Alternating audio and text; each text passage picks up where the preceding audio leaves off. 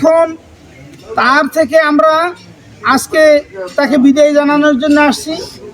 এই বিদায় জানানোর জন্য আজকে কিন্তু আমরা একটা শিক্ষাও নিয়ে যাচ্ছি যে আজকে তাকে বিদায় দেওয়ার জন্য আমরা আসছি, আমাদের কিন্তু এভাবেই বিদায় নিতে হবে।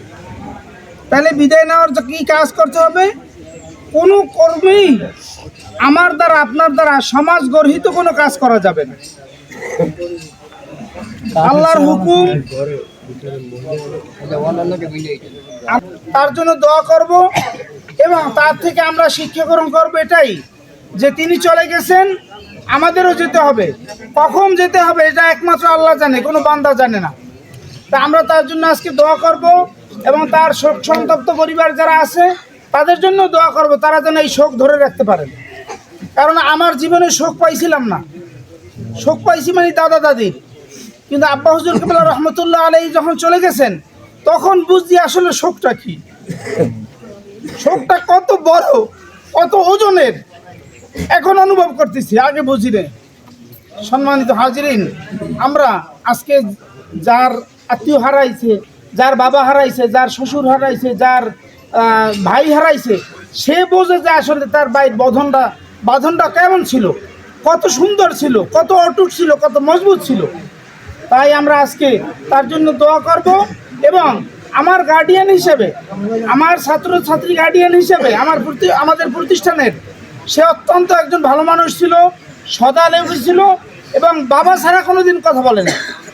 বাজারে গেলে দেখা হইলে আব্বার সাথে ওখানে বসলে, আমার অফিসে বসলে, বাবা তুমি কেমন আছো, এই স্নেহ সুলভ আচরণ থেকে আমরা আজকে বঞ্চিত হলাম।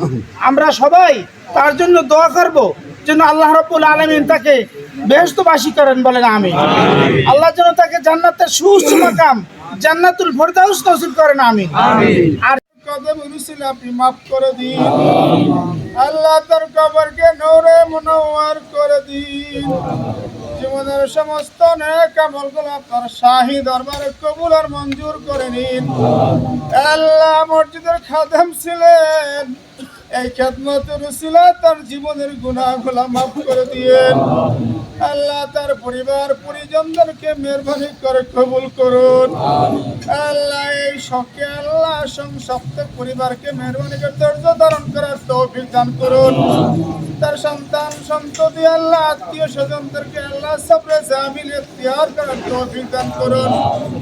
সকলকে বেশি বেশি নেক আমল করার তৌফিক দান করুন।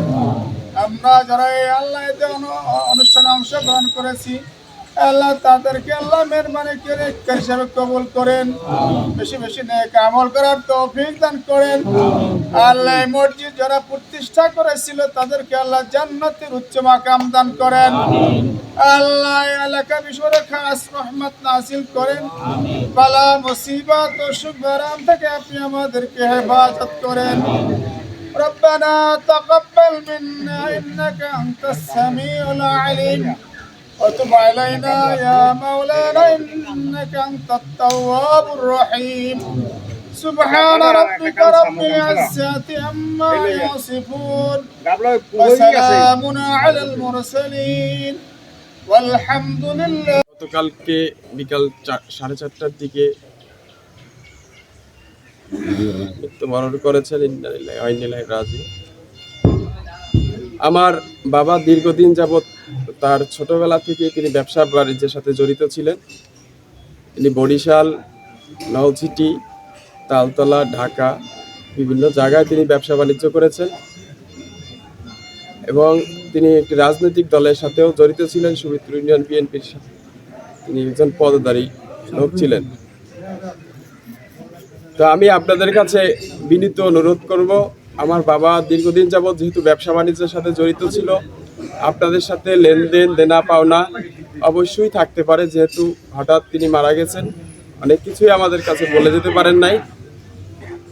আপনাদের কারো যদি কোনো দেনা পাওনা আপনাদের থাকে, আমরা 3 ভাই আছি, আপনারা আমাদের কাছে আসবেন।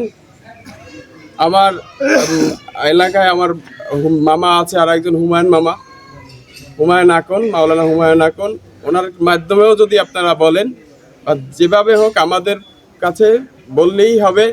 আমাদের একটু সময় দিবেন, আমরা আপনাদের দেনা পাওনা সম্পূর্ণ পরিশোধ করব আলহামদুলিল্লাহ ইনশাআল্লাহ। আলহামদুলিল্লাহ। আর আমার আব্বা যেহেতু এলাকায় দীর্ঘদিন যাবৎ এই সামাজিক কর্মকাণ্ডের সাথে জড়িত ছিল, বিভিন্ন সালিশ মীমাংসার সাথে জড়িত ছিল, যদি আব্বার কোনো কথায় কোনো কাজে আপনারা কেউ কষ্ট পেয়ে থাকেন, আল্লাহর রাস্তায় আপনাদের কাছে অনুরোধ করি আব্বাকে আপনারা মাফ করে দিবেন। আর আপনারা তার জন্য দোয়া করবেন, আল্লাহ যেন তাকে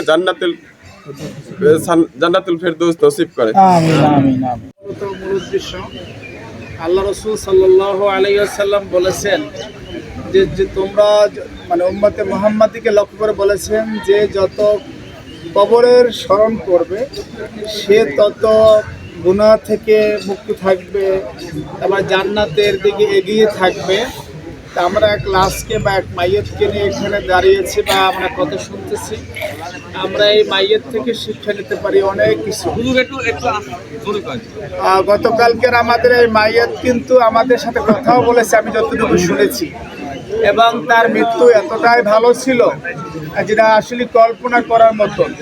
যে একটা মানুষ তো অনেক সময় তো দুনিয়া থেকে বিদায় নেওয়ার অনেক ক্ষেত্রে মানুষ কষ্ট পায়, কোনো মানুষ কর্তৃক, হয়তো আমার বাবার কর্তৃক আমাদেরও কিছু কষ্ট হয় সন্তান হিসাবে, কিন্তু আমি যতটুকু শুনেছি বা যতটুকু জানতে পেরেছি এই মাইয়ত গতকালকের কিন্তু পুরো সুস্থ ছিল, ভালো ছিল। আল্লাহ তাআলা ডাকে সাড়া দিয়ে গতকালকে রাত্রে বিকাল 4টা ইন্তেকাল করেছেন আমরা শুনেছি। আমরা এই মাইয়তের পক্ষ থেকে আপনাদের কাছে বিনীত অনুরোধ করছি দোয়ার জন্য।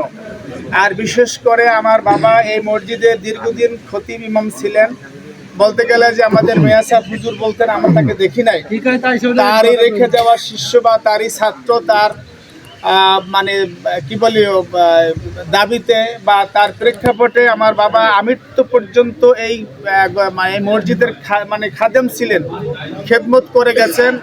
আব্বার সাথে এই মাইয়তের কি একদম আপন ভাইয়ের মতন একটা সম্পর্ক ছিল।